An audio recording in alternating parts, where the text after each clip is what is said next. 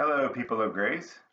We're going to be looking at Daniel chapter 5, the handwriting on the wall, a chapter of the Bible that has inspired a saying that is often used to this day. Can't you even see the handwriting on the wall? Daniel chapter 5 is a story about a whole ruling class's eyes being closed. Daniel chapter 4 is about eyes being opened, that this tyrant Nebuchadnezzar, who by any human measure we would have thought was beyond reach and trapped in pride and narcissism, was humbled and saved. But in Daniel 5, you get a different story. You get a story of eyes closed. And 40 years have gone by between Daniel 4 and Daniel chapter 5. It's something I mentioned last week, that we have to be aware of the time gaps, because in Daniel 4, Daniel is still a relatively young man. And in Daniel 5, he's an old man. And he has been in the belly of the beast of the court of Babylon for a long time, perhaps 55 or 60 years, maybe even a little bit more. He could be in his 70s or even 80. He's been in the belly of that beast, the beast of the state. And Daniel's going to get a vision in a couple of chapters about all these different beasts. And ultimately, that idea of understanding the power systems of this world is fully developed by John in the book of Revelation. He's been enmeshed in this beast and this prostitute of self-indulgence and the chasing of wealth, riding the political power of the day in the courts of Babylon. We're going to see that in this chapter. And then the false prophet, the false religion of zeal misplaced and just wrong, even demonic belief systems. So Daniel's been in that for his whole adult life now. And perhaps, like other saints who have aged well, Daniel has become more direct, less concerned about outcomes, more free. He just cares less about this world. Daniel's tone, if we can infer anything about his tone in this interaction with the king, who is now Nebuchadnezzar's grandson, and I'll talk about that in a moment. Daniel's tone with this king is somewhat different than the tone he struck with Nebuchadnezzar. So here's the story. It's a story that many of us are at least familiar with the big idea. But Belshazzar is now on the throne of Babylon, and Belshazzar is Nebuchadnezzar's grandson. Nebuchadnezzar's son was Nabonidus, but Nabonidus basically removed himself from politics, retreated to another city, which I won't get into right now, and just kind of spent his life there, and really left the ruling of the kingdom to his son, Belshazzar. And so Belshazzar is ruling as the son, the descendant of Nebuchadnezzar, as the ruling power. But technically, Belshazzar is only second in command. His father, Nabonidus, could come back at any time. Nevertheless, Belshazzar is running the nation. And he's throwing this decadent party. And these parties in Babylon and in the Persian Empire that would follow Babylon, we'll see that in the book of Esther, if you looked at how that queen got deposed. These drunken parties, they're known in ancient history as being crazy over the top. But here's the irony of it. The city of Babylon at this time is under siege by the Persian armies of Cyrus the Great, who is not there. Those Persian armies are under the command of a guy named Ugbaru or Gubaru, or the book of Daniel will call him Darius the Mede. And he's surrounded Babylon, and his armies are right outside the gates. But Babylon is so cocky. They don't believe they can be conquered. They've got the river Euphrates running right through their city. They have plenty of water. They've stocked up for the siege. If ancient historical reports can be trusted, they felt like they could withstand that siege for 20 years. And so Belshazzar's in his palace throwing a party. It's really kind of a let them eat cake moment, where everything's about to fall apart, but they're oblivious The Persians ultimately rerouted the Euphrates River that went right through the city, redirected it to a nearby lake, and then marched in under the water gate where that river had dried and conquered the city literally in one night, this night that Daniel was talking about. So Belshazzar and this very self-indulgent, very wealthy, very corrupt, very pampered, very soft political class is having a big party, and a hand appears and writes on the wall, and it says, Mene, Mene, Tekel, Upharsin. That's an Aramaic phrase. Nobody there can read Aramaic, and it freaks Belshazzar out. He sees the hand, he sees the writing, and he starts turning back to his wise men and advisors. Someone tell me what this is. And none of them can read it. They probably don't even know Aramaic. But Belshazzar's queen, or probably the queen mother, always listen to your mother. She comes in and says, I remember. She's probably older and she can remember Daniel. Daniel's been put in the dustbin. He's probably forgotten. He's an old man just minding his own business. He's just, leave him alone. But the queen mother remembers Daniel and has him summoned. And there's this great prize offered because all these people are probably drunk and high, and now they're panicking. They're freaking out. And Belshazzar says, if anybody can interpret this, I will make him third in my kingdom. Notice that he says, I will make him third in my kingdom, not second. This is another one of those little insights that really argues for this being a contemporaneous account, meaning the book of Daniel was written at the time of these events, because the writer, probably Daniel himself, is aware that Belshazzar could not make Daniel second in the kingdom. Because technically, Belshazzar was only second in the kingdom. He could only promote Daniel to third. Even though Nabonidus wasn't politically involved, he's still officially number one. Belshazzar's number two. He can only exalt Daniel to the number three spot. But then he promises, I will make you number three in this whole kingdom, and you'll get all these royal robes and crowns. And Daniel is faced with a dilemma, because God has told him what this means. And Daniel is not caught up in the trappings of the court. He, like I said, he's an old man now. He's not impressed. And he knows that this political entrenched class is just never going to humble themselves, that their time is at hand. An individual king might humble himself. Nebuchadnezzar did, to shock everybody. But Daniel is not optimistic. He seems almost indifferent in this chapter, if I'm reading his tone correctly. And indifference is usually something that we would say is a bad thing.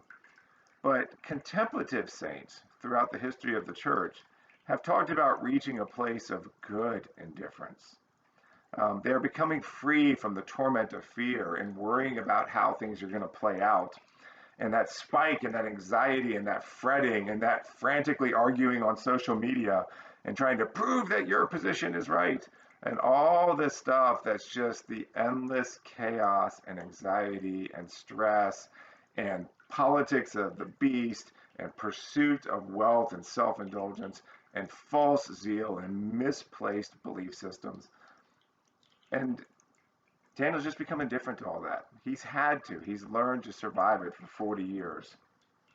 He just wants to represent God well, speak his word, and let things play out. Plus, God has revealed to Daniel, what does it mean to be third in this kingdom? This kingdom literally has a few hours left in its life. It's about to be overthrown. So Daniel comes in, he's brought in, and Belshazzar offers him all this lavish gift and praise, and Daniel just says, I'll tell you what the vision means, but keep your gifts. I'm not even interested in your gifts. So he tells him what it means. He gives a speech. First he says, Belshazzar, your kingdom's in a death spiral.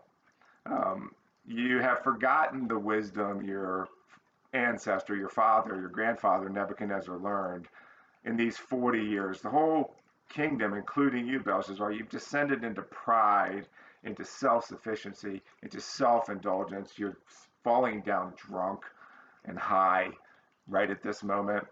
And Let me tell you what the phrase means. Many, many, tekel uparsin means numbered, numbered, weighed, lacking. I've numbered you. I've numbered you again. I've weighed you in the scale. And this whole kingdom is all about ambience and the party and vanity. And it's shallow. And Belshazzar, you're shallow. Your kingdom has been taken from you and has been handed to the next people group, the next ethnic group, which from Daniel's vision that he interpreted Nebuchadnezzar's dream all those years ago, the Babylonian kingdom is the head of gold. It's changing to that chest of silver, which is the Persian kingdom, or more specifically, the Medo-Persian kingdom. They're right at the gate, and they overthrow the kingdom that night. Belshazzar is slain. History tells us that several months later, Nabonidus, his father, was hunted down and captured. And Cyrus comes into power directly in Babylon, this Hubaru character who led the siege of Babylon, known in the scriptures as Darius. But not Darius the Persian, Darius the Mede. There's another Darius that's known as an emperor. This is Darius the Mede, and he is given rule directly over the province of Babylon. We'll see that in chapter 6, the next chapter. But that's the story. And Daniel, once again, is thrown into the middle of all this. So what I really want to camp on for just a few minutes is this lessons from Daniel about how then should we live. Because remember that he gives this announcement of judgment. Here's the shocking thing. The party doesn't even end. They go ahead and lavish all this praise on Daniel, say he's third in the kingdom. I think Daniel probably just made his exit from that party as soon as he could without really being noticed. And they keep partying until the kingdom's destroyed. They're not going to change. They're not going to wake up. And but in that exchange with the queen mother remembering Daniel and him coming in, Daniel is told, this is the testimony of Belshazzar and the queen mother, and maybe a few others who remember him, about Daniel. And based on their worldview, they say to him, Daniel, we know that the spirit of the gods is in you. We know that you have light. We know that you have understanding. And we know that you have a crazy amount of wisdom. So it's not the spirit of the gods, it's the spirit of God himself in Daniel. But those four things are how we should carry ourselves as believers in the belly of the beast. And we don't want to get caught up in one political party or another. You don't want to be in the Babylonian party and thinking that somehow they're going to make things right, or the Persian party and thinking they're going to make things right. And then if you're in the Babylonian party and the Persians come into power, you're panicking, you're freaking out. And you're thinking that the whole path to peace is to get the Babylonians back in power. They're all the beast.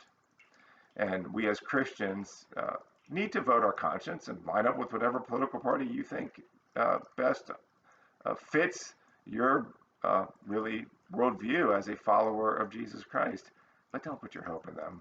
Daniel certainly did not. Daniel actually ultimately survives this regime change and becomes one of the top 3 administrators under the Persian rule of Babylon. So Daniel's not concerned about that anymore.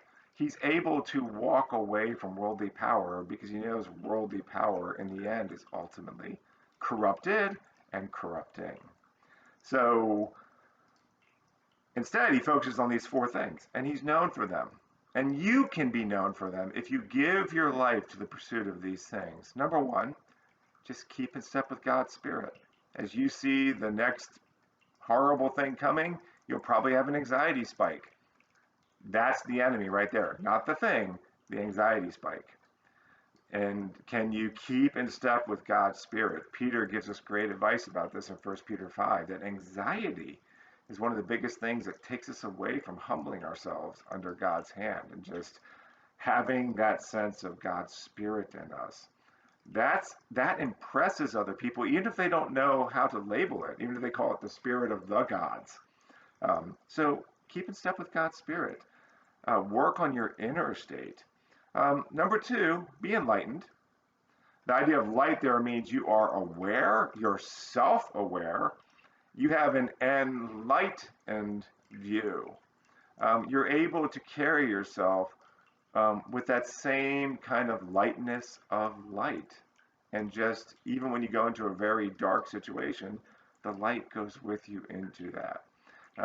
Daniel couldn't change anything. Babylon was going down, Persia was coming, but Daniel could be a source of light and a kind of lightness of his own being. So keep in step with God's Spirit. Be a little more enlightened and light-hearted. Um, that shows that the joy of the Lord is your strength, not how earthly things are going. Daniel was known for that. Number three, he was known for his understanding. Daniel gets the big picture. I've already mentioned it. This world is infested with these three great tools of the evil one: the beast, governmental powers; the prostitute of rampant wealth and self-indulgence; and the false prophet of misplaced zeal, misplaced religion, especially in a religion that puts your hope in the political process, or thinks that you're going to be the revolutionary that makes the world better, or your party's going to do that. That's not proper understanding. It will corrupt us. Daniel has understanding. He sees the big picture.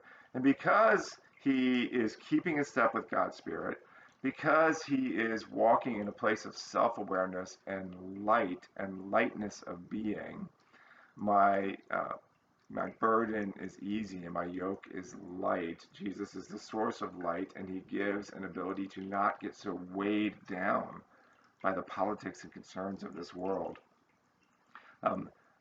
That gives him understanding of the big picture, or his understanding helps him do these other things, whichever way you want to say it. And therefore, he has wisdom. He's able to live his life with skill and release the results to God.